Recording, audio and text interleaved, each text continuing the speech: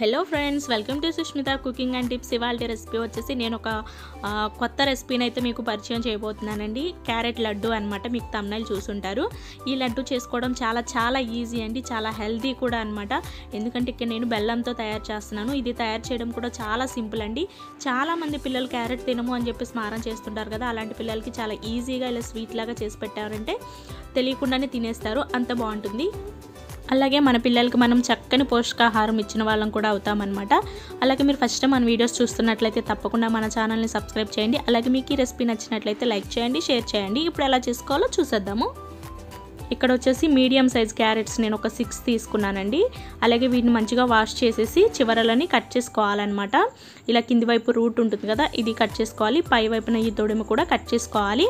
ఇప్పుడు మనం ఒక గ్రేటర్ తీసుకుని చక్కగా దీనిని గ్రేట్ చేసుకోవాలన్నమాట. ఫస్ట్ ఒక పెద్ద ప్లేట్ లాంటిది పెట్టుకుని దీనిపైన ఈ ప్లేట్ని ఇలా పెట్టేసుకుని తురుముకోవాలండి. ఇక్కడ పెద్ద హోల్స్ చిన్న హోల్స్ ఉంటాయి కదా, మనకి ఏది నచ్చితే అది చేసుకోవచ్చు. కానీ ఎట్టి పరిస్థితుల్లో కూడా మనం దీనిని మిక్సీ పట్టుకోకూడదండి, మిక్సీ పడితే బాగోదన్నమాట. ఇలా ఇక్కడ వచ్చేసి నేను పెద్ద దానిపైన తురుముతున్నాను. మొత్తం క్యారెట్స్ అన్నీ కూడా ఇలాగే తురుముకోవాలండి. చూడండి, ఈ విధంగా వస్తుందన్నమాట. మనకి ఇలా వస్తుందన్నమాట. ఈ క్యారెట్ మొత్తం తురిమేసానండి. ఇలా 2 కప్స్ మనకి క్యారెట్ తురుము అనేది వచ్చింది. ఈ క్యారెట్ తురుముని మనం ఇలా కప్స్లో నొక్కినట్లుగా తీసుకోవాలన్నమాట. బోల్గా కాకుండా ఇలా తీసుకోవాలి. 2 కప్స్ క్యారెట్ తురుముకి ఇక్కడ నేను 1 కప్పు బెల్లం తీసుకుంటున్నాను. 1 కప్ కాకపోయినా సరే మనము ఒక 3/4 కప్పు అలా తీసుకున్నా మనకి పర్ఫెక్ట్గానే వస్తుందండి రెసిపీ అనేది. ఇప్పుడు మనం స్టవ్ పైన ఒక మందపాటి కడాయి పెట్టుకోవాలి. పలుచగా ఉంటే మీకు మాడిపోయినట్లుగా అయిపోతుంది. స్టవ్ ఆన్ చేసేసుకుని మీడియం ఫ్లేమ్ మీద ఉన్నప్పుడు మనం ఈ క్యారెట్ తురుము యాడ్ చేసుకోవాలి.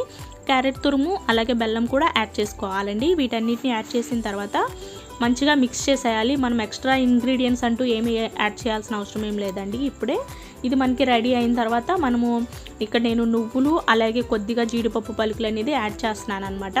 అవి పూర్తిగా మీ ఆప్షనల్ అండి, మీకు ఇష్టం ఉంటేనే వేసుకోవచ్చు, లేకపోతే ఇలా అయినా మనకి పర్ఫెక్ట్ లడ్డు అనేది వస్తుంది. స్టవ్ని మీడియం ఫ్లేమ్ మీద ఉంచేసి చక్కగా ఇదంతా కలపండి. ఎందుకంటే బెల్లం ముక్కలకంతా కూడా మనకి క్యారెట్లో వాటర్ ఉంటుంది కదా, ఆ వాటర్ అంతా పీల్చుకుని కరిగిపోతుంది అనమాట బెల్లం అంతా కూడా. చూడండి, ఇక్కడ మనకి వాటర్ అనేది వచ్చేసింది.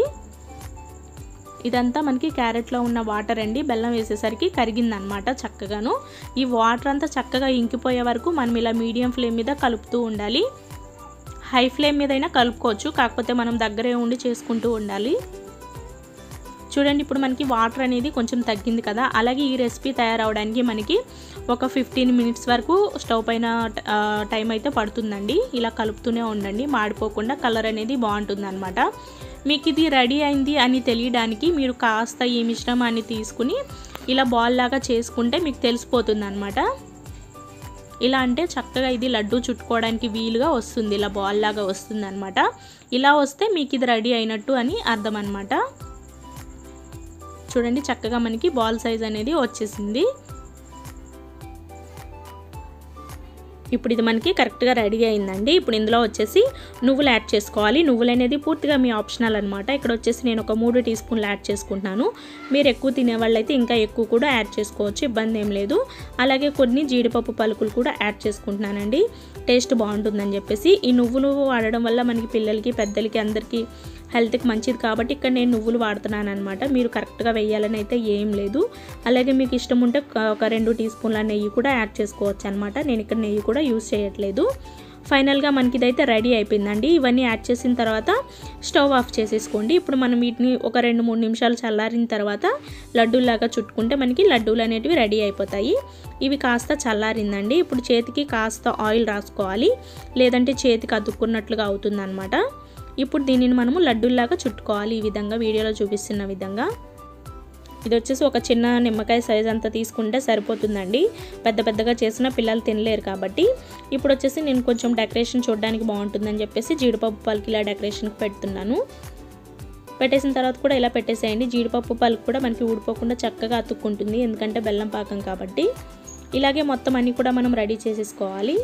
చూడండి, ఇక్కడైతే నేను మొత్తం బాల్స్ అన్నీ కూడా రెడీ చేసేస్తున్నాను అనమాట. ఇదండి ఇవాళ రెసిపీ వచ్చేసి. మీకు నచ్చినట్లయితే లైక్ చేయండి, షేర్ చేయండి. అలాగే మీరు కూడా తప్పకుండా ట్రై చేసి మీ పిల్లలకి ఇవ్వండి, చక్కగా హెల్తీగా ఉంటారు. Thanks for watching. Bye. Please do like and subscribe my channel.